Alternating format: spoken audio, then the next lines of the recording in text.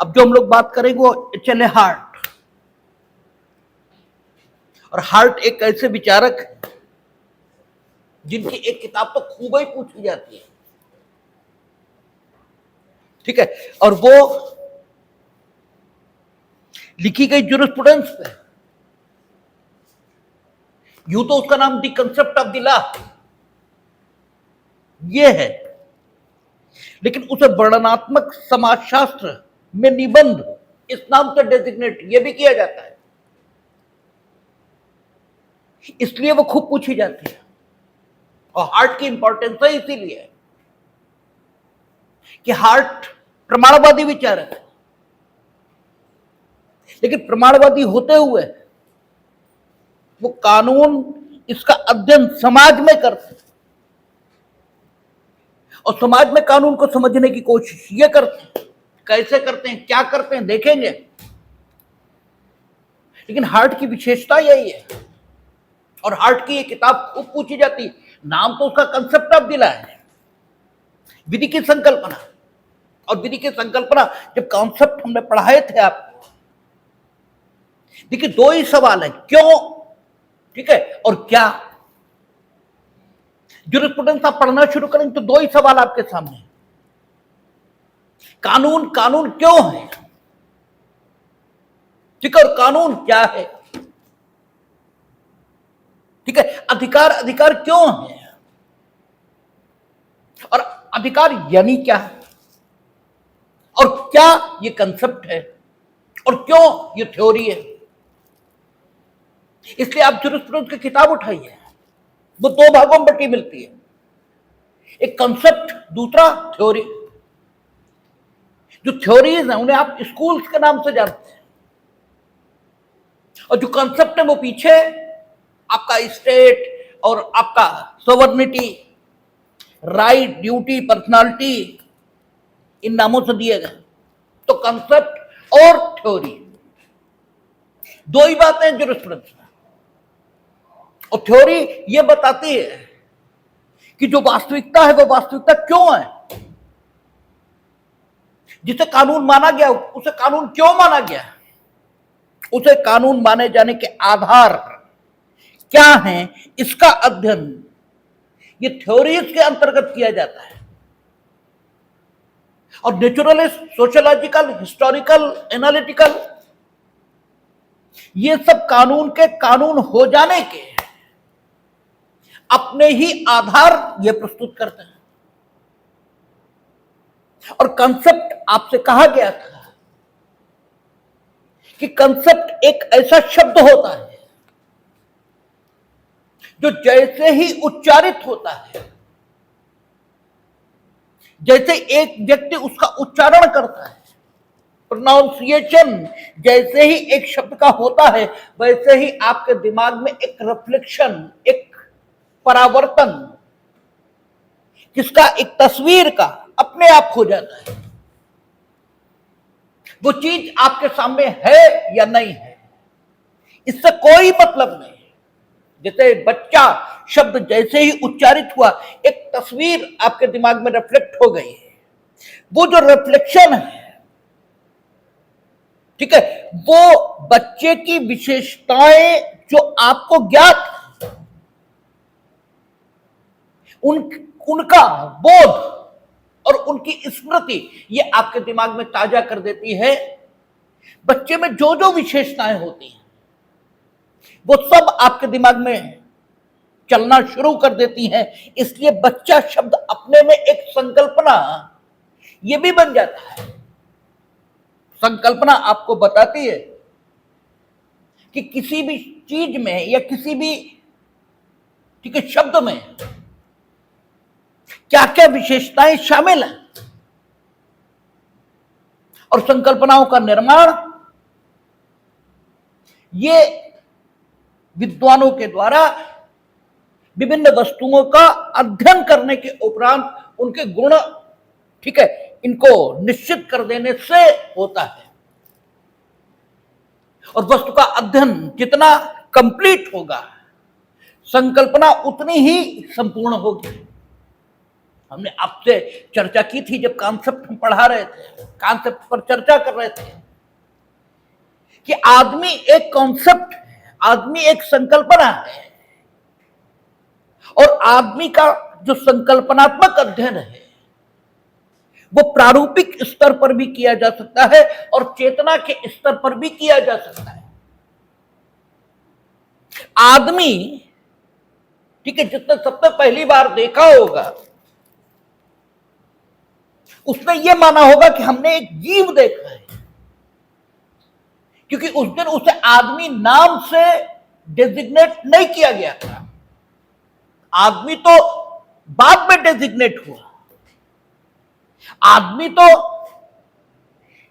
उस व्यक्ति के द्वारा विशेषताओं का अध्ययन करने के बाद उन विशेषताओं को संपूर्ण रूप से एक जगह रखकर, ठीक है, दिया गया नाम है। और उस आदमी के बाद जब उसी जीव को दूसरे व्यक्ति ने देखा होगा तो उस अध्ययन के आधार पर यह जाना होगा कि इसमें चूंकि वही विशेषताएं मौजूद हैं, इसलिए ये उस नाम का जीव है जिसे आदमी कहते हैं। इस ढंग से आदमी शब्द का जो आविष्कार है ये हुआ होगा, ठीक है। और आदमी, इसका अध्ययन दो तरीके से हो सकता है।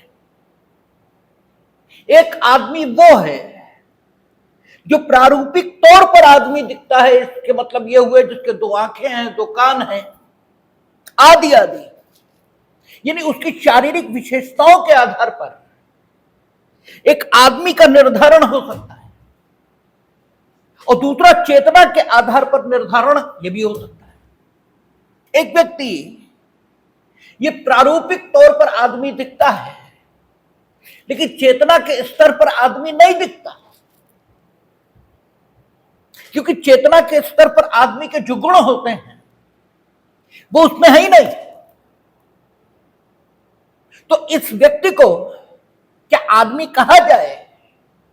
तो आप आदमी का चेतना के स्तर पर अध्ययन और आदमी का प्रारूपिक स्तर पर अध्ययन करके आदमी की संकल्पना ये दुनिया के सामने रख सकते हैं। लेकिन आदमी की कंप्लीट संकल्पना उसे कहा जाएगा जिसमें आदमी का प्रारूपिक और उसका जो चेतना के स्तर पर अध्ययन है दोनों शामिल हैं। तो एक संकल्पना पूर्ण हो सकती है, एक संकल्पना अपूर्ण हो सकती है, लेकिन संकल्पना यह बताती है कि वह संकल्पना जिस वस्तु का बोध करा रही है स्वयं उस वस्तु में या उस व्यक्ति में क्या विशेषताएं मौजूद हैं। और जैसे ही उस वस्तु या व्यक्ति का नाम लिया जाता है वे विशेषताएं स्वयं आपके दिमाग में, ठीक है, ये चलना शुरू कर देती हैं। उनकी एक इमेज ये क्रिएट हो जाती है आपके दिमाग में। इसलिए उस शब्द को जिसके माध्यम से ये प्रभाव आपके मस्तिष्क में उत्पन्न होता है उस शब्द को एक संकल्पना नाम दे दिया जाता है, कॉन्सेप्ट नाम दे दिया जाता है। कहा जाता है अधिकार है हमें। तो ये बात आप कब कहते हैं? जब आपके पास कोई दावा होता है दूसरे के विरुद्ध, ठीक है, तब आप इस शब्द का प्रयोग करते हैं कि हमें अधिकार है। इसका मतलब समाज में जब एक विशेष स्थिति आपको प्राप्त होती है दूसरे के विरुद्ध किसी मांग को करने की और उस मांग की पूर्ति का दायित्व समाज में उस दूसरे पर होता है और आपके इस दावे की रक्षा के लिए स्वयं कानून और राज्य खड़ा होता है, तब यह कहा जाता है कि आपको अधिकार ही नहीं विधिक अधिकार है। इसका मतलब अधिकार शब्द की डेफिनेशन, इसे हम समाज के व्यवहार को देखकर कर सकते हैं कि किसी भी व्यक्ति को अधिकार, कोई भी समाज ये कब मांगता है? हमसे कहा जाए कि अधिकार को डिफाइन करिए, ठीक है, तो अधिकार को हम व्यक्तियों के जो व्यवहार हैं, अधिकार धारण करने वालों के प्रति, उनके हिसाब से अधिकार शब्द को परिभाषित ये कर सकते हैं। और इस ढंग से जो अधिकार शब्द की परिभाषा आएगी वो सामाजिक वास्तविकताओं पर आधारित होगी, ठीक है ना। तो हार्ट ने यही किया है, हार्ट ने भी कानून का अध्ययन किया और केल्सन ने भी कानून का अध्ययन किया और ये बताने की कोशिश की है कि कानून यानी क्या, ठीक है, कानून, ये कानून क्यों माना जाता है, क्योंकि सैद्धांतिक अध्ययन ये हार्ट भी कर रहे हैं। और हमने सिद्धांत के बारे में आपसे कहा कि सिद्धांत क्या होता है। सिद्धांत का मतलब है जो कुछ है वो क्यों है, और जो कुछ है वो क्या है, ये संकल्पना है, ठीक है। तो कॉन्सेप्ट और थ्योरी, इसे मिलाकर ज्यूरिस्प्रूडेंस ये बनता है। कानून जो है वो क्या है और कानून जो कुछ भी है वो कानून क्यों है। ये दो प्रकार की चीजें हैं। राज्य जो कुछ है वो क्या है, यानी राज्य की अपनी विशेषताएं क्या है, और राज्य राज्य क्यों है। तो राज्य राज्य क्यों है, इसके संबंध में विभिन्न प्रकार के प्रिंसिपल्स हैं। सामाजिक समझौते का प्रिंसिपल है, ठीक है ना, या कांट का प्रिंसिपल है, अनेक लोगों के प्रिंसिपल्स हैं, ठीक है। तो कोई भी चीज जो जो चीज है वो चीज क्यों है, ये थ्योरी है, ये सिद्धांत है। और जो चीज है उस चीज के रूप में उसमें क्या विशेषताएं मौजूद हैं, इसको बताना कॉन्सेप्ट का काम है। तो संकल्पना और सिद्धांत, इसे मिलाकर विधिशास्त्र की रचना ये होती है। और संकल्पना और सिद्धांत, इन्हें दो शब्दों में व्यक्त करना हो तो क्यों और कैसे, ठीक है। क्यों और कैसे नहीं बल्कि क्यों और क्या, ये मिलाएं तो अधिक ठीक बात आएगी। और क्यों और क्या इसे मिला दें तो कॉन्सेप्ट और थ्योरी, इसका काम चल जाता है। कॉन्सेप्ट हम लोग देख चुके हैं, हम लोग बात थ्योरीज पर कर रहे हैं। और थ्योरी किसके संबंध में, कानून के संबंध में। कानून के संबंध में हम लोगों ने सबसे पहले नेचुरल थ्योरी ये देखी। नेचुरल थ्योरी ने हम लोगों को बताया कि कानून कानून इसलिए है क्योंकि वो अपने में कुछ आदर्शों को समेटे हुए हैं, और कुछ आदर्श, इन्हें प्राप्त करना ही मानव जीवन का लक्ष्य है।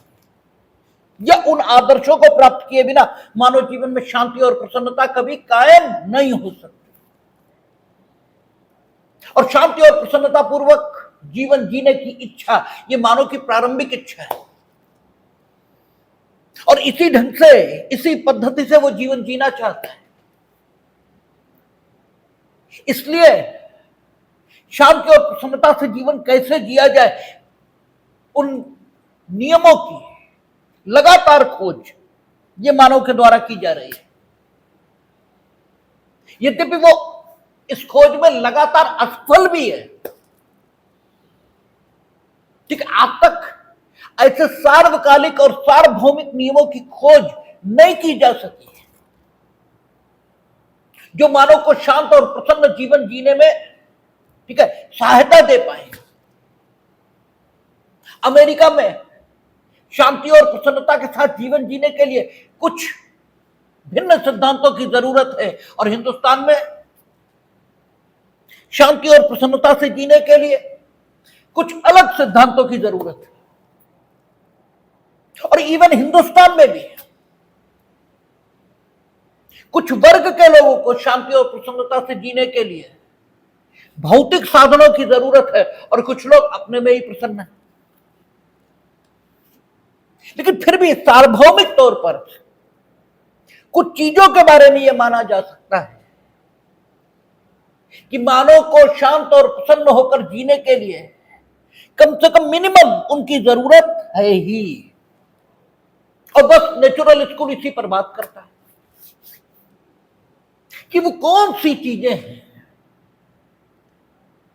जो मानव को शांत और प्रसन्न रहकर जीवन जीने में सहायता ये करते हैं। और नेचुरल स्कूल ये कहता है कि दुनिया में कानून जो भी समझा जाता है, ठीक है, दुनिया के विभिन्न हिस्सों में जो भी कानून समझा जाता है वो कानून इसीलिए समझा जाता है क्योंकि दुनिया के उन हिस्सों में शांत और प्रसन्न जीवन जीने के लिए मनुष्य को जो सिद्धांत सहायता कर सकते हैं वे सिद्धांत उस हिस्से के कानूनों में शामिल कर दिए गए। दुनिया के उन हिस्सों में जो चीजें या जो सिद्धांत कानून के तौर पर जाने जाते हैं उनमें उन सिद्धांतों को स्थान मिला है जो दुनिया के उन हिस्सों में रहने वाले लोगों को शांत और प्रसन्न जीवन दे सकते हैं। और शांत और प्रसन्न जीवन देने में सक्षम और समर्थ सिद्धांतों के रूप में नेचुरल स्कूल प्रमुखता जिन चीजों को आइडेंटिफाई करता है वो क्या है? समानता, न्याय, स्वतंत्रता, अन्याय की भावना को दूर किया जाना। न्याय क्या है, स्वतंत्रता क्या है, समानता क्या है, अन्याय की भावना को दूर करने का अर्थ क्या है, इस संबंध में विचारक भिन्न होंगे।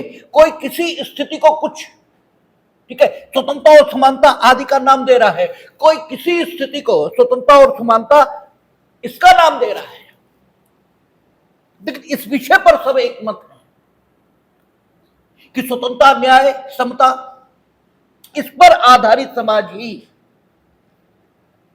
ये मानव को शांत और प्रसन्न जीवन ये दे सकता है। इसलिए वो कानून की पहचान, ये कानून को कानून का बल प्राप्त हो जाने के पीछे या कानून के कानून हो जाने के लिए जिन तत्वों को जिम्मेदार मानते हैं उन तत्वों की एक संहिता प्रस्तुत करते हैं और ये बताते हैं कि दीज आर द फैक्ट्स, ये वो तथ्य हैं जो कानून के कानून हो जाने के लिए जिम्मेदार है। और इस तरह वो एक सिद्धांत प्रस्तुत करते हैं कि if you want to enact the law, अगर आप कानून अधिनियमित करना चाहते हैं तो आपको अपने अधिनियमन की प्रक्रिया में इन तत्वों का ध्यान रखना ही होगा। लेकिन यहीं से विवाद ये जन्मता है और वो विवाद ये कहता है कि अगर अधिनियमन करने वाले ने इन तत्वों का ध्यान रखे बिना अधिनियमन कर दिया तो उस अधिनियम का समाज में क्या मूल्यांकन होगा, उस अधिनियमन की सामाजिक हैसियत ये क्या होगी, क्या उसे कानून के नाम से हम नहीं जानेंगे? यानी वह प्रक्रिया जिसके माध्यम से किसी जीवन जीने लायक सिद्धांत को कानून के तौर पर मान्यता दी जाती है, वह प्रक्रिया यानी अधिनियमन, यही तो प्रक्रिया है। वो प्रक्रिया जिसे अधिनियमन कहा जाता है और जिसके माध्यम से किसी सिद्धांत को कानूनी सिद्धांत के तौर पर जीने के सिद्धांत के रूप में मान्यता मिलती है, उसमें वे सिद्धांत, वो तत्व जिन्हें आदर्श कहा गया है, वे समाहित किए भी जा सकते हैं और नहीं भी किए जा सकते उस व्यक्ति के द्वारा जो अधिनियमन करेगा। तो अगर वो शामिल कर ले बहुत अच्छा, लेकिन अगर शामिल नहीं करता है वो जो कुछ अधिनियमन करेगा क्या उसे कानून के तौर पर लागू नहीं किया जाएगा, या उसमें कानून का बल ये नहीं होगा? तो नेचुरल स्कूल के लोग इसका कुछ अच्छा उत्तर नहीं देते। वो इस ढंग की बातें करते हैं कि ये विधि हो सकती है लेकिन ये सुविधि नहीं होगी। ठीक है, ये राज्य का कानून हो सकता है, ये सकारात्मक विधि हो सकती है, ये पॉजिटिव लॉ हो सकता है, लेकिन इनफैक्ट जिसे लॉ कहा जाना चाहिए ये वो नहीं है, ये वो कहते हैं। अब उनसे अगला सवाल हो जाता है कि भैया जब ये इनफैक्ट लॉ नहीं है तो फिर आप लोगों से ये क्यों कह रहे हो कि तुम इसका पालन करो? क्योंकि नेचुरलिस्टों में एक भी ऐसा नहीं है जो हिम्मत के साथ ये कह पाए कि जो कानून इन आदर्श तत्वों को अपने में शामिल नहीं करता वो चूंकि लॉ नहीं है, इनफैक्ट वो लॉ नहीं है, इसलिए आप लोगों को इसके पालन की कोई जरूरत नहीं है। वो बातें कुछ दूसरी करते हैं। वो कहते हैं कि इनफैक्ट लॉ तो नहीं है लेकिन होगा। जैसे घरों में कहा जाता है कि होगा, तुम बड़े हो, ये बदतमीज जरूर है लेकिन इनकी बात फिर भी फॉलो कर लो। तो यही बात नेचुरलिस्ट, चाहे सुकरात हो, चाहे प्लेटो हो, चाहे अरस्तु हो, कोई हो, वो यही कहते मिलते हैं कि चूंकि राज्य की व्यवस्था भंग हो जाएगी, राज्य नष्ट हो जाएगा, और राज्य का नष्ट होना व्यक्तिगत तौर पर तुम्हारा बुरा होने से ज्यादा बुरा होगा, इसलिए तुम होगा। राज्य ने जो कुछ अधिनियमित किया वो भले ही लॉ नहीं है, भले ही कानून नहीं है, इनफैक्ट वो कानून के प्रारूप में तो है लेकिन कानून नहीं है इनफैक्ट, लेकिन होगा फिर भी सामाजिक व्यवस्था के हित में तुम इसका पालन कर लो। अब ये बात सैद्धांतिक तौर पर कुछ ठीक नहीं लगती, क्यों कर ले? ठीक है, जब एक चीज ठीक नहीं है तो उसका पालन क्यों करें? ठीक है, ये बात कुछ सैद्धांतिक तौर पर जमती नहीं है, लेकिन बात यह भी सही है कि नहीं करोगे तो राज्य के पास ताकत है, वो तो करवा ही लेगा। अब एक दूसरे प्रकार के विचारक इसी पृष्ठभूमि से जन्मना शुरू कर देते हैं और वो कहते हैं जब महत्वपूर्ण ये है, जब महत्व की बात ही ये है कि राज्य एक ताकतवर संस्था के रूप में जो कुछ अधिनियमित करता है उसका पालन हमें करना ही है। भाई जब सही बात यह है कि व्यवहारिक इन प्रैक्टिकल राज्य जो कुछ अधिनियमित कर रहा है उसका पालन हमें करना ही करना है, रोके करे तो और हंस के करे तो। आप भी आओगे तो यही बताओगे कि सामाजिक व्यवस्था के हित में तुम इसका पालन कर लो। तो फिर हम उन आदर्श तत्वों का अध्ययन क्यों करें जब हम ये जानना चाहते हैं कि कानून क्यों बन जाता है, या हम कानून का अध्ययन करना चाहते हैं? क्यों कानून ये मानव समाज को रेगुलराइज ये कर रहा है, कानून के मुताबिक ही समाज का संचालन ये होगा। कानून एक महत्वपूर्ण ठीक है चीज है क्योंकि वह जीवन जीने के ढंग को निर्धारित करता है। दुनिया के विभिन्न हिस्सों में जो लोग रहते हैं उनके जीवन जीने को रेगुलराइज ये कानून करता है। कानून रेगुलराइज करने के माध्यम से शांति और व्यवस्था यह स्थापित कर देता है। तो कानून का अध्ययन, ठीक है, यह करना जरूरी हो जाता है। क्यों? लोगों पर आरोप लगेगा कि उन्होंने कानून का पालन नहीं किया, फिर उन्हें यह बताना होगा कि उन्होंने कानून का पालन किया या नहीं किया। और जो ये निर्धारित करेंगे कि कानून का पालन व्यक्ति ने किया या नहीं किया, उनके लिए भी कानून जानना जरूरी है। और जो ये दावा करेंगे कि हमने कानून का पालन किया, उनके लिए भी कानून जानना जरूरी है। और जो ये आरोप लगाएंगे कि इन्होंने कानून का पालन नहीं किया, उनके लिए भी कानून क्या है ये जानना जरूरी है। और कानून जानना जरूरी, इसके लिए यह जानना जरूरी है कि कानून क्या है और कैसे बनता है, ठीक है ना, ताकि कानून को अन्य नियमों से हम अलग कर पाए। यानी कानून के अध्ययन की एक व्यवहारिक जरूरत है, और कानून के अध्ययन की एक व्यवहारिक जरूरत है। इसलिए कानून को कानून के तौर पर आइडेंटिफाई किए जाने की आवश्यकता है, ठीक है। तो एक दूसरे प्रकार के विचारक आए हैं, उन्होंने कहा कि भाई हमें इससे कोई मतलब नहीं कि कोई भी कानून इनफैक्ट लॉ है या नहीं है, हमें इससे कोई ताल्लुक नहीं।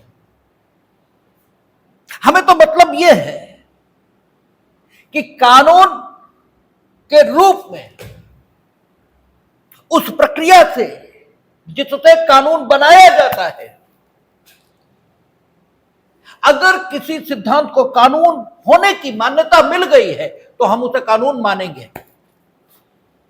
क्योंकि व्यवहारिक यही है, ठीक है, प्रैक्टिकल बात ही यही है। क्योंकि उस प्रक्रिया के जो संचालक अर्थात राज्य, उनके पास ताकत है, और उनके लिए आप भी कह देते हो कुछ दिनों में कि भाई इनकी बात मान लो, क्योंकि अन्यथा अव्यवस्था ये हो जाएगी और राज्य नष्ट हो जाएगा, ये ज्यादा खराब बात होगी। तो फिर हम इन आदर्श बातों के चक्कर में ही नहीं पड़ते, हम तो सीधे सीधे उस प्रक्रिया से, जिस प्रक्रिया से कानून बनता है,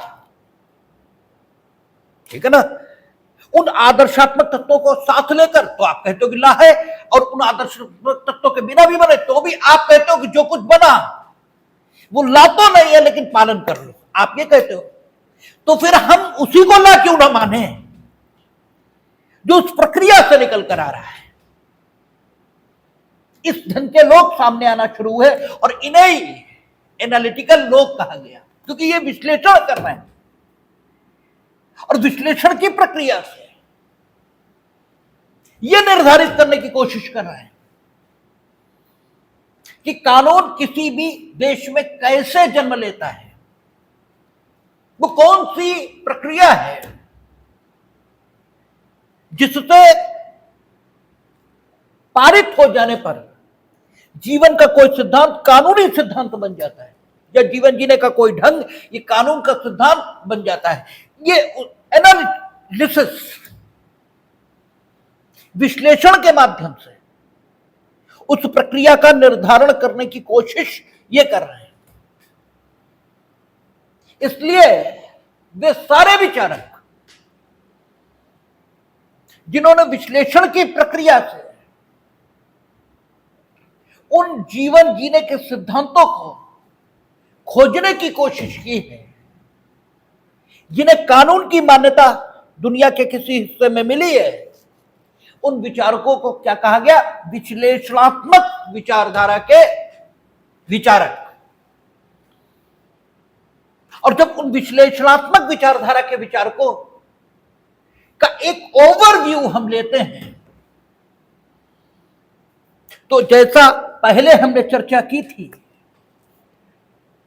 कि कुछ सामान्य बातें इन विचारकों में दिखाई देती हैं, और इसी आधार पर, क्योंकि उनमें कुछ बातें सामान्य दिखाई दे रही हैं, इस आधार पर उन विचारकों में कुछ मतभेद होते हुए भी उन सभी विचारकों को हम प्रमाणवादी विचारक ये कह देते हैं, या एनालिटिकल स्कूल के विचारक ये कह देते हैं। जैसे जब इन सारे विचारकों के बारे में हम विचार करते हैं तो ये सारे विचारक पहली चीज जो मानते हुए दिखाई देते हैं वो दिखाई देता है कि विधियां मानव निर्मित, ठीक है ना, ये ईश्वरी इच्छा या ईश्वरी विवेक या किसी भी ऐसे तत्व से निर्मित नहीं है जो इस समाज में न पाया जाता हो, ये मानव निर्मित, ठीक है ना। और इनमें से कुछ ये भी मानते दिखाई देते हैं कि ये समादेश के स्वरूप की है, लेकिन ये सारे के सारे ये मानते जरूर दिखाई देते हैं कि प्रशासकीय और न्यायिक निर्णयों के लिए विधियां आधार उत्पन्न करती हैं, ठीक है ना। और ये सारे के सारे ये भी जरूर मानते दिखाई देते हैं कि इन नियमों के माध्यम से जिन्हें कानून कहा गया है, ठीक है, जो निर्णय दिए जाते हैं वो निर्णय सही है, ये दर्शित किया जा सकता है, दिखाया जा सकता है इन नियमों को साक्ष्य और दलील के तौर पर सामने रखकर कि देखो कानून ये कहता इसलिए हमने ये डिसाइड किया, यानी दलील के तौर पर इनका उपयोग, साक्ष्य के तौर पर इनका उपयोग ये हो सकता है। जबकि अन्य जो निर्णय हैं जिन्हें नैतिक निर्णय इन लोगों ने कहा है उन्हें इस प्रकार साबित नहीं किया जा सकता। ऐसी कुछ सामान्य विशेषताएं इन लोगों में निकलकर आती हैं और इसलिए ये सारे विचारक जो इस ढंग से सोचते हैं उन्हें प्रमाणवादी विचारक कहा गया। और इन प्रमाणवादियों में प्रमुख विचारक कौन कौन से थे? बेंथम, ऑस्टिन, केल्सन और अब जिनका नाम आएगा वो हार्ट, ठीक है। और आपको यह भी बताया गया कि बेंथम ऑस्टिन के बाद केल्सन के आने की जरूरत क्या थी, आखिर मसला बेंथम ऑस्टिन पे ही क्यों नहीं रुक गया। और तब आपसे कहा गया था कि कोई भी विचार आगे तभी बढ़ता है जब उस विचार में कमी ये दिखाई देती है। जब तक कमी नहीं आएगी विचार आगे नहीं बढ़ेगा। जैसे जब प्रारंभ हुआ किसका, शेड्यूल कास्ट और शेड्यूल ट्राइब का रिजर्वेशन, तब शेड्यूल कास्ट और शेड्यूल ट्राइब वर्ग में जितनी जातियां शामिल थीं उन सबकी दशा इतनी खराब थी कि किसी भी जाति के बारे में या किसी भी जाति में शामिल विभिन्न लोगों के बारे में अलग से देखने की कोई जरूरत थी ही नहीं। सबके सब, ठीक है, बहुत खराब दशा में जी रहे थे, सारे के सारे बहुत खराब दशा में थे। इसलिए कॉन्स्टिट्यूशन ऑफ इंडिया जिसमें एससी और एसटी इनके पक्ष में, ठीक है, राज्य को कुछ कर सकने की अनुज्ञा दी गई है, परमिशन दी गई है, ठीक है ना। अधिकार नहीं है एससी एसटी का, न ओबीसी का है, किसी का नहीं है। एक परमिशन है स्टेट के पास अंतर्गत अनुच्छेद 15(4) और अंतर्गत 16(4), ठीक है। एक परमिशन है स्टेट के पास कि स्टेट एससी और ST socially and educationally backward, और इन दोनों को मिलाने के बाद जो पिछड़े वर्ग के नागरिक सामने आते हैं उनके पक्ष में नौकरियों में और जीवन के अन्य क्षेत्रों में आरक्षण कर सके, ये एक अनुमति राज्य को दी गई जब संविधान अस्तित्व में आया। और सोशली एंड एजुकेशनली बैकवर्ड, इनको आइडेंटिफाई करने का जो हक है वो किसको दिया? राज्य को दिया। ठीक है, उसके बारे में स्वयं संविधान में कुछ नहीं कहा। लेकिन जहां तक एससी एसटी का सवाल था, तो अनुच्छेद 341, और मेरा ख्याल है एसटी के लिए शायद 342 है, संभवतः, हमें बेयर एकदम कंफर्म नहीं है, लेकिन एससी का तो कंफर्म है कि 341, उसमें राष्ट्रपति को यह ताकत दी कि हिंदुस्तान की जातियों में से जिन जातियों को वो अनुसूचित करना उचित समझें, उन जातियों को एससी के तौर पर अधिसूचित करने, और ऐसे अधिसूचित जातियां शेड्यूल्ड कास्ट मानी जाएंगी और उनकी लिस्ट ऑल इंडिया बेसिस पर तैयार हो जाएगी। तो 26 जनवरी 1950 जब संविधान लागू हुआ, तब प्रेसिडेंट ने जो लिस्ट तैयार की, उस लिस्ट में जितने लोग शामिल थे, चाहे वे किसी जाति से संबंधित हो, ठीक है, कुछ भी हो, उनकी सामाजिक और आर्थिक हैसियत वाकई बहुत खराब थी। तो एक दृष्टिकोण से सोचा गया और यह कहा गया कि एससी और एसटी, इनके भीतर अति पिछड़ा और पिछड़ा या अगड़ा, इस ढंग का कोई क्लासिफिकेशन नहीं किया जाएगा, और जितने लोग एससी और एसटी में हैं सबको, ठीक है, राज्य के द्वारा की गई विशेष व्यवस्था यदि वो करता है रिजर्वेशन आदि के रूप में, तो उसका लाभ मिलेगा, ये कहा गया। लेकिन जब आज, ठीक है, स्वतंत्रता प्राप्त हुए लगभग 70-75 साल हो गए, और उन एससी एसटी जातियों में जो लोग शामिल हैं, उन जातियों में से कुछ लोग बहुत ज्यादा संपन्न हो गए, ठीक है, बहुत ज्यादा आगे बढ़ गए, तब बात को रिकंसीडर करने की जरूरत पैदा हो गई। जब तक रिकंसीडरेशन की जरूरत नहीं पैदा होगी, तब तक मामले रिकंसीडर नहीं होते हैं। ये है, ये सामाजिक सत्य है, इसको मानना पड़ेगा। इंदिरा साहनी में जो रिकंसीडरेशन था, वो ओबीसी के बारे में था, उस समय इशू ही नहीं था एससी एसटी का, बाद में इशू पैदा हुआ, और एक बार तो मना भी कर दिया। लेकिन आज जब देखने को यह मिल रहा है कि एससी और एसटी की जातियां, जो जातियां एससी एसटी में शामिल हैं, उन जातियों में शामिल लोग, उन जातियों में शामिल लोग, उन जातियों में शामिल अन्य लोगों की अपेक्षा बहुत अच्छी सामाजिक हैसियत में, तब इसमें रिकंसिडरेशन की जरूरत है कि वे लोग जो उन्हीं जातियों में शामिल अन्य सदस्यों की अपेक्षा बहुत अच्छी सामाजिक और आर्थिक हैसियत में है, जिनमें अब कोई सामाजिक, शैक्षिक, आर्थिक किसी ढंग का कोई पिछड़ापन नहीं बचा,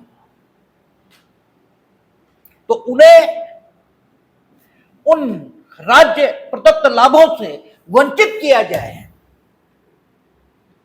जो उन्हें इस रूप में अब तक मिलते रहे। और इसलिए सुप्रीम कोर्ट ने रिकंसीडर किया, और आपने डिसीजन देखा।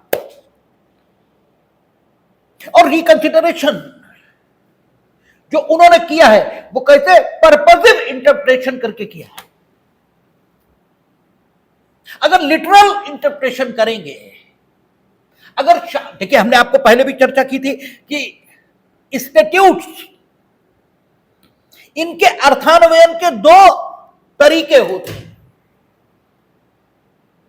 एक लिटरल शाब्दिक अर्थान्वयन होता है, और एक उद्देश्यात्मक या पर्पसिव इंटरप्रिटेशन ये होता है। शाब्दिक अर्थान्वयन जो लिखा है वो हमने पढ़ लिया, उसका जो सामान्य अर्थ होता है वो हमने समझ लिया और बात खत्म हो गई। उद्देश्यात्मक अर्थान्वयन में हम ये देखेंगे कि जो इंस्टीट्यूट बना था क्यों बना था, और जो बनने का उद्देश्य था उस उद्देश्य को सर्वाधिक अच्छे तरीके से किस अर्थान्वयन, किस इंटरप्रिटेशन के माध्यम से प्राप्त किया जा सकता है, और जिस भी इंटरप्रिटेशन के माध्यम से प्राप्त किया जा सकता हो वही इंटरप्रिटेशन उस इंस्टीट्यूट का स्वीकार करना चाहिए। और समय के साथ, ठीक है, उस इंस्टीट्यूट के उद्देश्य को प्राप्त करने के लिए पुराने समय में जो अर्थान्वयन उसका स्वीकार हुआ उससे भिन्न अर्थान्वयन स्वीकार करने की जरूरत ये भी हो सकती है। इसलिए पुराने अर्थान्वयन को हटाया, क्योंकि 26 जनवरी 1950 को एससी एसटी की लिस्ट में जितने लोग शामिल थे वे सारे के सारे इतनी खराब स्थिति में जी रहे थे कि उनमें पिछड़ा, अति पिछड़ा, इस ढंग का कोई बंटवारा ये किया जाना न्याय संगत नहीं था। लेकिन आज स्थिति ये नहीं है। आज जब ये स्थिति नहीं है और ये सामाजिक वास्तविकता है, ये सामाजिक तथ्य है, और इस सामाजिक तथ्य को अनुभव किया जा सकता है इंपिरिकल स्टडीज के माध्यम से। इंपिरिकल यानी अनुभवजन्य स्टडीज, यानी सर्वे,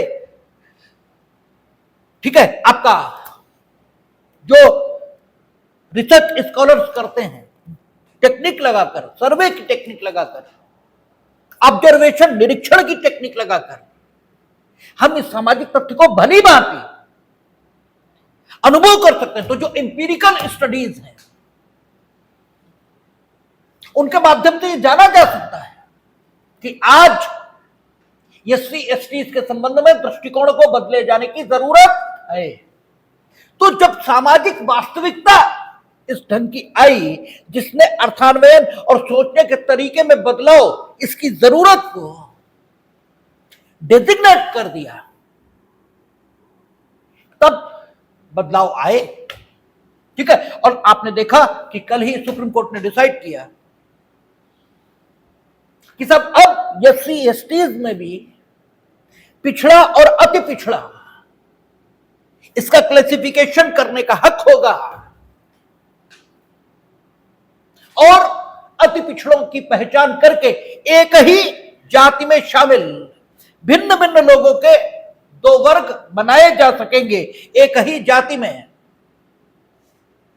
ठीक है। जो लोग शामिल हैं उनमें सामाजिक और आर्थिक दृष्टि से अगड़े और सामाजिक और आर्थिक दृष्टि से पिछड़े और अति पिछड़े, इस सब की पहचान करके तदनुसार व्यवस्था निर्मित की जा सकेगी।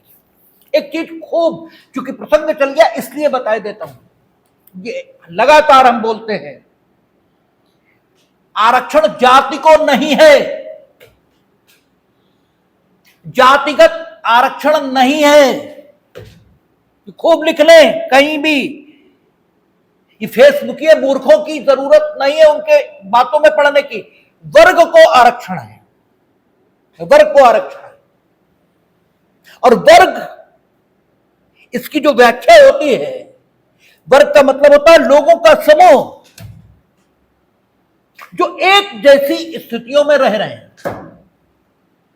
वर्गों का गठन पेशों के आधार पर हो सकता है। पेशा, जैसे वकालत करने वाले लोग एक वर्ग में रखे जा सकते हैं, शैक्षिक पेशा करने वाले लोग एक वर्ग में रखे जा सकते हैं, और जाति भी एक वर्ग का गठन करती है, क्योंकि एक जाति में एक जैसी सामाजिक स्थितियों में रहने वाले लोग होते हैं। इसलिए चूंकि जाति एक वर्ग भी है,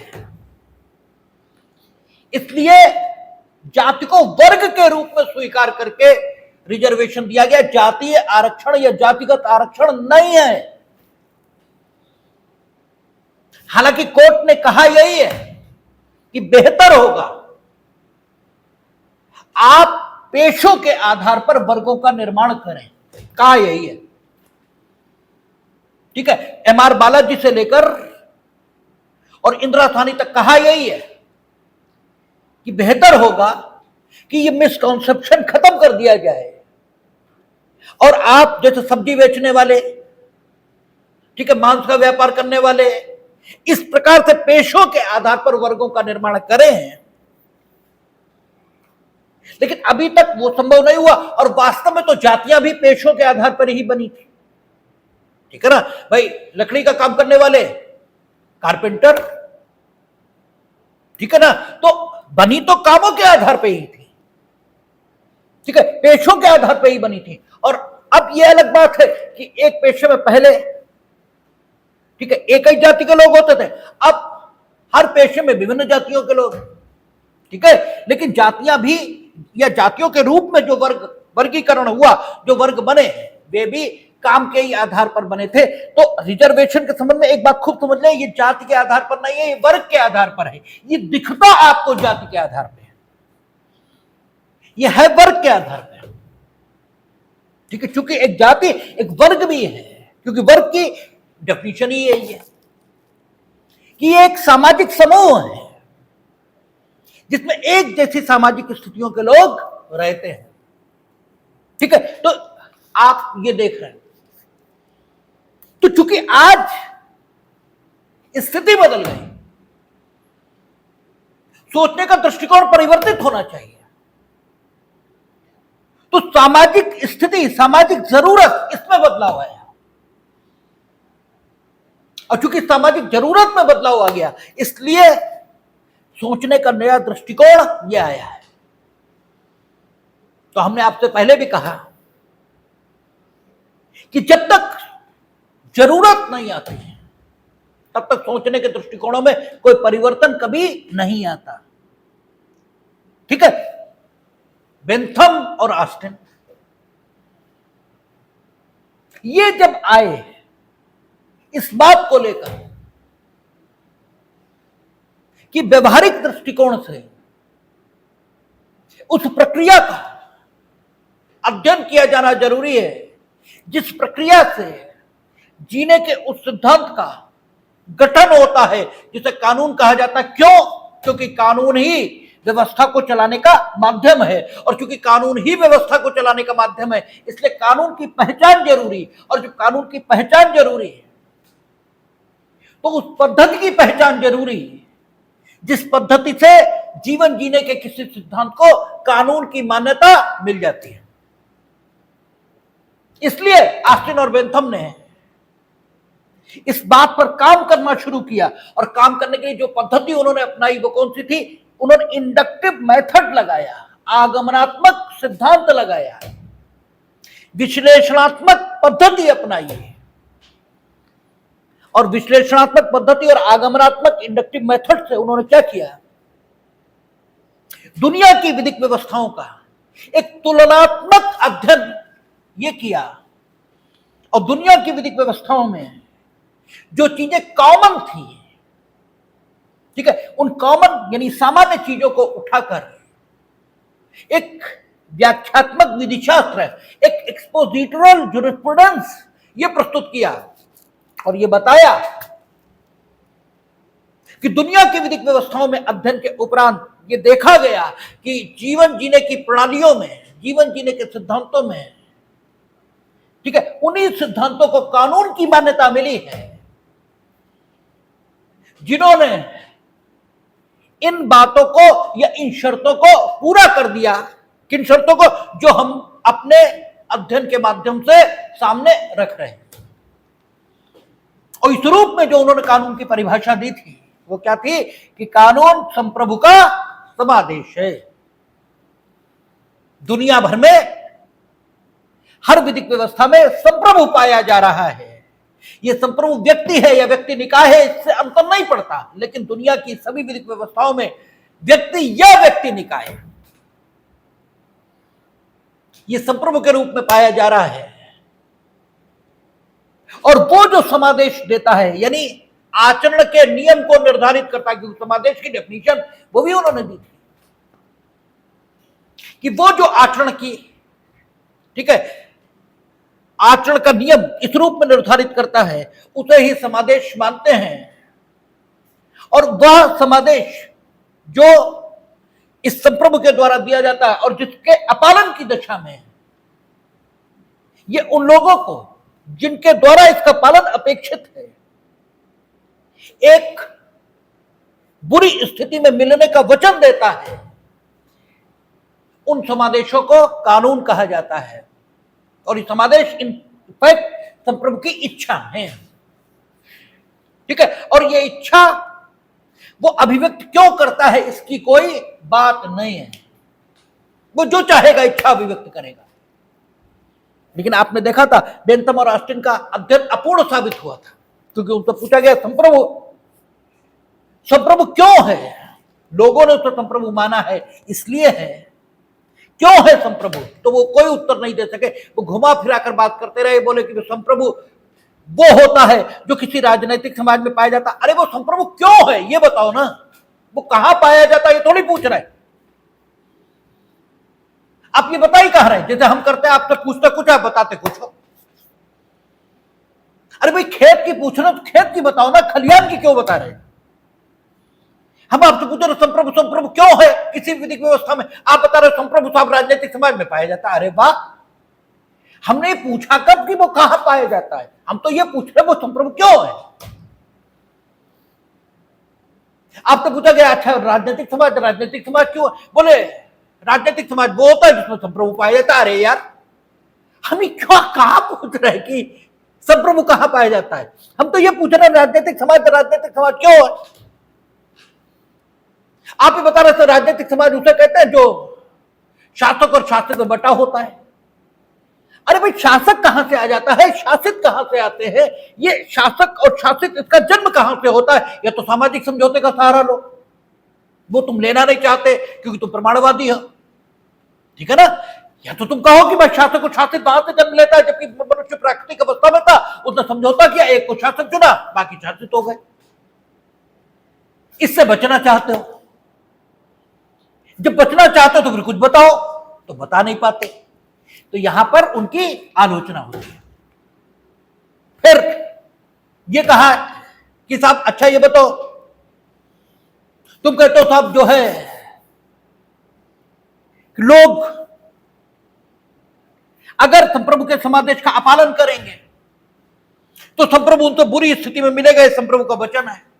संप्रभु उनसे जिस भी स्थिति में मिलेगा वो उसे अच्छी स्थिति माने तो तुम क्या कर लोगे, ठीक है, क्योंकि स्थिति वह बुरी संप्रभु अपने हिसाब से बुरी स्थिति में मिलेगा, ठीक है। हम आपको मारे तो अपने हिसाब से हम आपको मार रहे हैं, ठीक है, अपने हिसाब से। हो सकता है हमारे मारने से आपको फायदा हो रहा हो इसलिए आप खुश हो रहे हो, ठीक है, तो हम क्या कर लेंगे इसमें, ठीक है। तो यहां भी वो फेल हो गए कि संप्रभु ये वचन दे ही नहीं सकता, ये तो असंभव बात है, ये तो हो ही नहीं सकता कि साहब हम आपसे उस बुरी स्थिति में मिलेंगे जो आपके द्वारा बुरी समझी जाएगी। बहुत अच्छे, हम क्या समझेंगे तो हम निर्धारित करेंगे, तुम कौन हो। तो फिर संप्रभु ये इच्छा क्यों व्यक्त करता है, इसका भी कोई कारण नहीं दे पाए। इसलिए फिर विधि का शुद्ध अध्ययन आया, शुद्ध अध्ययन केल्टन के माध्यम से। और केल्टन ने कहा कि नहीं साहब वास्तव में कुछ है ही नहीं, वास्तव में तो एक नमूना है। अच्छा फिर यह भी कहा गया कि संप्रभु का समादेश लोग जिसका आदतन अनुपालन करते हैं और जिसका अपालन किए जाने की दशा में संप्रभु अनुशासन उत्पन्न करे, अर्थात बुरी स्थिति में उन लोगों से मिले, वही कानून होता है। तो इसका मतलब लोगों की इच्छा पर निर्भर है, वो आदतन अनुपालन न करें संप्रभु के समादेश का तो फिर कुछ नहीं हो पाएगा, ठीक है। ये भी गड़बड़ हो गई। अब इसमें से एक नए ढंग से सोचने की जरूरत ये अनुभव हो गई, और उस नए ढंग से केल्टन ने सोचा, और केल्टन ने कहा कि विधि वास्तव में किसी का समादेश नहीं है ही नहीं कुछ, ये एक नमूना है, ये एक मानक है, एक नॉर्म है, एक स्टैंडर्ड है, किसका, आचरण का। जैसे विभिन्न प्रकार के नॉर्म होते हैं, विभिन्न प्रकार के स्टैंडर्ड होते हैं कि आपको ऐसा करना चाहिए, आपको वैसा करना चाहिए। आप नॉर्म के मुताबिक व्यवहार करो तो भी स्वयं नॉर्म की विधि मान्यता पर, स्वयं नॉर्म की करेक्टनेस पर कोई फर्क नहीं होता। न वो ज्यादा विधिमान्य हो जाता है और न ही उस दशा में जबकि आप नॉर्म के विपरीत आचरण करो तो नॉर्म गलत भी नहीं हो जाता। दोनों ही बातें नहीं होती, क्योंकि नॉर्म की विधिमान्यता आपके आचरण पर निर्भर नहीं है। नॉर्म की जो विधिमान्यता है वो कहीं और निर्भर है,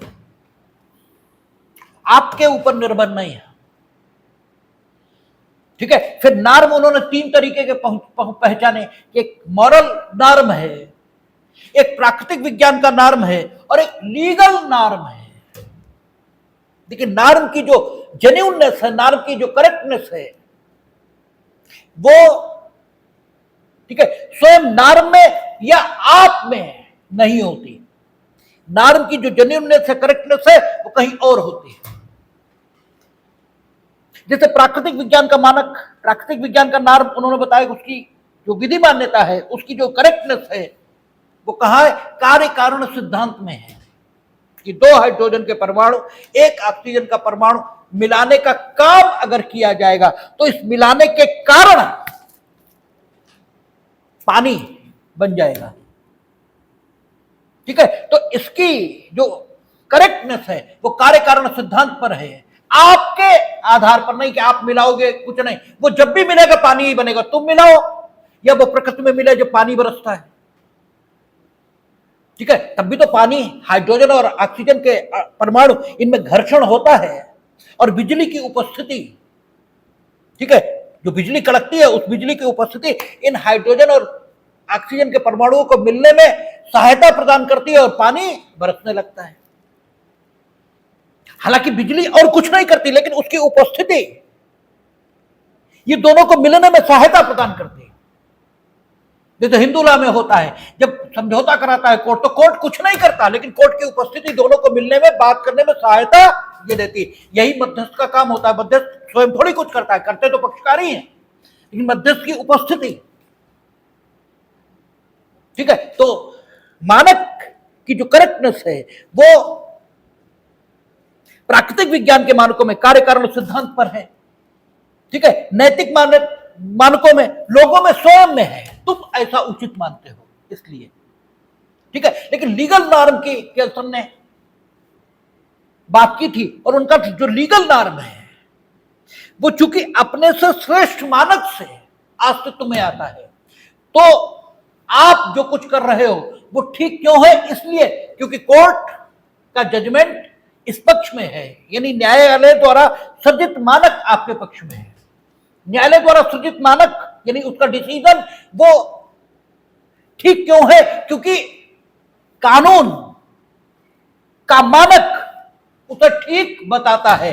कानून का मानक ठीक क्यों है? इसलिए ठीक है क्योंकि संविधान उसे ठीक मानता है। क्यों संविधान ठीक मानता है? क्योंकि संविधान के मुताबिक ही वो सृजित हुआ और उसके अंतर्गत संविधान की, ठीक है, संविधान का उल्लंघन ये भी नहीं कर रही। संविधान क्यों ठीक है? क्योंकि मूल मानक से उसने अपनी विधि मान्यता प्राप्त की है। और मूल मानक ठीक क्यों?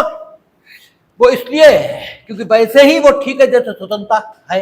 यहां पर वो कांट के समान विधि चिंतन करने लगते हैं और इसी पर उनकी आलोचना भी होती है। लेकिन कांट ने, ठीक है, ऑस्टिन और बेंथम में जो कमी पाई गई थी कि लोग आदतन अनुपालन न करें तो कानून नहीं बचेगा, उसको दूर कर दिया। अब एक नई स्थिति पैदा हुई दुनिया के सामने, ठीक है, जिसका उत्तर न केल्सन दे पाए और न बेंथम ऑस्टिन। और वो तीसरी स्थिति पैदा हुई 20वीं शताब्दी में, जब second world war, first world war ये हुए और मानवता के विरुद्ध अपराध ये किए गए। और जो मानवता के विरुद्ध अपराध हुए तो उन अपराध, ठीक है, उन अपराधों को करने वालों ने अपने कृत्यों को कानूनी बताया। तब यह समस्या पैदा हुई कि अब कानून की क्या व्याख्या की जाए, क्योंकि वे लोग जिन्होंने फर्स्ट वर्ल्ड वार और सेकंड वर्ल्ड वार दोनों में लोगों के विरुद्ध अत्याचारों की सीमा, ठीक है, ये तोड़ दी, उन लोगों ने ऑस्टिन और बेंथम इनके द्वारा प्रतिपादित जो संप्रभु का समादेश है, इसके मुताबिक भी, कानून के मुताबिक ही काम किया था। और केल्टन का जो मूल मानक, और वो ये क्या कहते हैं कि मूल मानक द्वारा स्थापित विधिक व्यवस्था ये वैध होती है यदि वह मूल मानक उस विधिक व्यवस्था में एक प्रभावकारी मूल मानक है। ठीक है, और प्रभावकारिता, ठीक है, उन्होंने मानी थी यदि वह मूल मानक सामान्य तौर पर प्रभावकारी है। यद्यपि कोई मूल मानक सामान्य तौर पर कब प्रभावकारी कहा जाता है, इस विषय पर केल्टन कुछ नहीं बता सके थे, और इस पर केल्टन की आलोचना भी होती थी कि सामान्य तौर पर प्रभावकारी मूल मानक हम कब माने। न्यायालय उस मूल मानक को प्रभावकारी माने तब माने उस विशिष्ट विधिक व्यवस्था के कुछ लोग अगर उसे सामान्य तौर पर प्रभावकारी माने तो माने, या वह मूल मानक लोगों को विवश कर देने का अधिकार रखता हो तो माने, या लोग अपनी इच्छा से उसे सामान्य तौर पर प्रभावकारी मानते हो तो माने। क्या माने, इस विषय पर वो कुछ नहीं बता पाए थे। लेकिन फिर भी केल्टन ने कहा था कि एक विधिक व्यवस्था जो सामान्य तौर पर प्रभावकारी मूल मानक से स्थापित होती है वो एक वैध विधिक व्यवस्था होती है। तो मूल मानक, ठीक है, सामान्य तौर पर प्रभावकारी, ये जर्मन में हिटलर के द्वारा दिए गए आदेश थे। बेंथम और ऑस्टिन के मुताबिक हिटलर के द्वारा दिए गए सारे आदेश संप्रभु के समादेश थे। तो फिर उनका पालन करने वाले लोग गैर कानूनी काम कर रहे थे, ये कैसे कहा जा सकता था? ये कहा ही नहीं जा सकता था। तो फर्स्ट वर्ल्ड वॉर और सेकंड वर्ल्ड वॉर में जो स्थिति सामने आई है, ठीक है, उस स्थिति को अवैध कहने का साहस या उस स्थिति को अवैध ठहराने का साहस न तो बेंथम ऑस्टिन की व्याख्या के आधार पर किया जा सकता था और न ही केल्टन द्वारा प्रस्तुत वैधानिकता के उच्च या वैधानिकता का स्रोत जो मूल मानक है उसकी, ठीक है, उसके आधार पर और उसकी प्रभावकारिता के आधार पर, किसी आधार पर उसको अवैध नहीं कहा जा सकता था। लेकिन सैद्धांतिक तौर पर उससे ज्यादा गलत कुछ दिखता ही नहीं था। ठीक है, और अगर उसे एक वैध काम कहा जाता तो फिर अवैध की परिभाषा क्या हो सकती थी? फिर तो अवैध कुछ हो ही नहीं सकता था। इसलिए सोचने का एक नया दृष्टिकोण, ठीक है, इसकी जरूरत महसूस की गई और इस जरूरत को हार्ट ने पूरा किया। इस पृष्ठभूमि में हार्ट आते हैं। कहीं अगर हार्ट ना आते तो प्रमाणवाद एक बेकार की थ्योरी मान लिया जाता। और प्रमाणवाद की जो मूल विशेषता है वो क्या है? वो विश्लेषण के माध्यम से उस जीवन प्रणाली की खोज करता है जिसे कानून की मान्यता दी जाती है। विश्लेषण, तो हार्ट यही पद्धति अपनाएंगे कि विश्लेषण के माध्यम से उस पद्धति को खोजेंगे जो कानून को कानून की मान्यता देगी, और वह पद्धति, ठीक है, बोध के जगत में, ठीक है, यानी अनुभव निरपेक्ष जगत में नहीं, इसी अनुभव सापेक्ष जगत में, जिस जगत में हम रहते हैं, अनुभव करते हैं, इसी जगत में तथ्य के रूप में ढूंढी जाएगी। तथ्य के रूप में यानी जिसका अनुभव लोगों के द्वारा किया जाएगा, ठीक है, और लोग ही जिस प्रणाली का उपयोग करके कानून को मान्यता देंगे। यानी विधियां मानव प्राणी का, ठीक है, मानव निर्मित है। अन्य ये प्रमाणवादियों की सामान्य विशेषताएं हैं। तो इन सामान्य विशेषताओं का उपयोग करके हार्ट सामाजिक अध्ययन के नाम से के आधार पर कानून की व्याख्या करने का प्रयास करेंगे। और उन्होंने ये व्याख्या सबसे पहले किसमें की? द कॉन्सेप्ट ऑफ लॉ, इस किताब में की है। उनकी सबसे महत्व की किताब ही यही है, द कॉन्सेप्ट ऑफ लॉ। और इसको खूब पूछा जाता है क्योंकि ये विधिशास्त्र के क्षेत्र में वर्णनात्मक, ठीक है, समाजशास्त्रीय निबंध इस रूप में भी जानी जाती है। इसके अलावा हार्ट ने कुछ और किताबें भी लिखी हैं और बड़ी आसान है, लॉ, लिबर्टी एंड मोरालिटी, ठीक है, the causation in the law, ठीक है, द कंसेप्ट ऑफ लॉ, ये तो है ही उनकी, और the morality of criminal law, बस इतनी किताबें उनकी। अच्छा, मोरालिटी शब्द आ जाए तो समझ लीजिए हार्ट समाज शास्त्र में निबंध समझ लीजिए हार्ट, कंसेप्ट ऑफ लॉ उनकी है ही है, the morality of criminal law, law liberty and morality, the causation in the law, ये हार्ट की किताबें हैं। शेष हार्ट पर चर्चा हम लोग कल करेंगे, विधिवत शुरुआत करेंगे। देखिए